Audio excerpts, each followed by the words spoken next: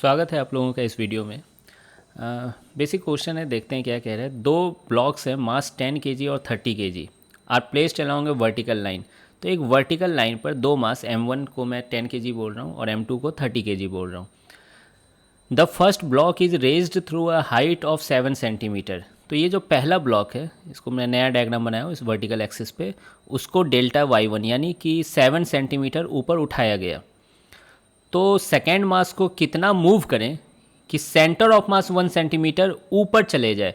यानी कि पहले देखिए सेंटर ऑफ मास नीचे में थी, क्यों 30 केजी के पास में ही होगी, ऑब्वियस है। ठीक है, तो ये सेंटर ऑफ मास थोड़ी ऊपर चली गई, यानी change in Y coordinate of centre of mass is 1 centimetre. तो अब इसको कितना मूव करें, लेट से आपको नहीं पता ऊपर मूव करना है या नीचे मूव करना है। ठीक है, तो आप ऐसे ही रहने दो, डेल्टा Y2 मान लो उसको। तो देखिए मैंने ये फॉर्मूला लिखा है, ये कौन सा फॉर्मूला है, वो ये सेंटर ऑफ मास का जो कोऑर्डिनेट है उसी का डिफरेंशियल फॉर्म में है। ठीक है, ये आपके नोट्स में भी होगा। क्लियर है। आप यहाँ चाहे तो डी भी लिख सकते थे, वही डी को मैंने यहाँ पे डेल्टा लिखा है, बड़ा चेंज है इसलिए। ठीक है, तो ये delta Y centre of mass, अब मुझे कोई ना कोई डायरेक्शन पॉजिटिव मानना होगा, तो मैं ऊपर का डायरेक्शन को पॉजिटिव मान रहा हूँ।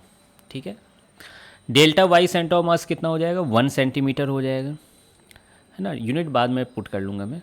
M1 की वैल्यू 10 kg है और डेल्टा Y1 कितना है, 7 सेंटीमीटर है, प्लस में ही है। M2 की वैल्यू 30, डेल्टा Y2 नहीं पता, डेल्टा Y2 ही छोड़ दीजिए।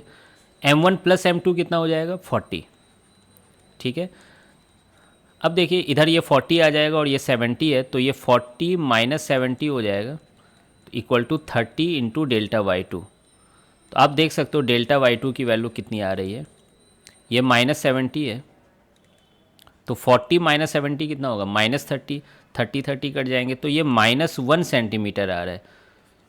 अब बताइए ये माइनस क्या सिग्निफाई कर रहा है, ऑब्वियसली नीचे वाला डायरेक्शन, है ना।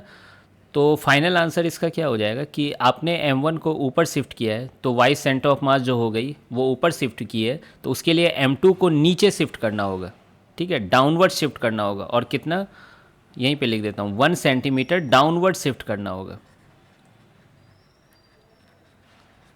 ताकि आप इस पार्टिकुलर कंडीशन पर पहुंच सकें, यानी सेंटर ऑफ मास 1 सेंटीमीटर ऊपर जा पाए। तो ऐसे क्वेश्चंस को इसी तरह से करना होता है। क्वेश्चन नंबर 8 भी एग्जैक्ट ऐसा ही क्वेश्चन था। ठीक है, लेकिन वहाँ पर कोऑर्डिनेट का चेंज 0 था सेंटर ऑफ मास का। तो जब सेंटर ऑफ मास का कोऑर्डिनेट बदल रहा हो तो फिर आपको यही फॉर्मूला लगाना चाहिए। ठीक है, मिलते हैं फिर नेक्स्ट वीडियो में।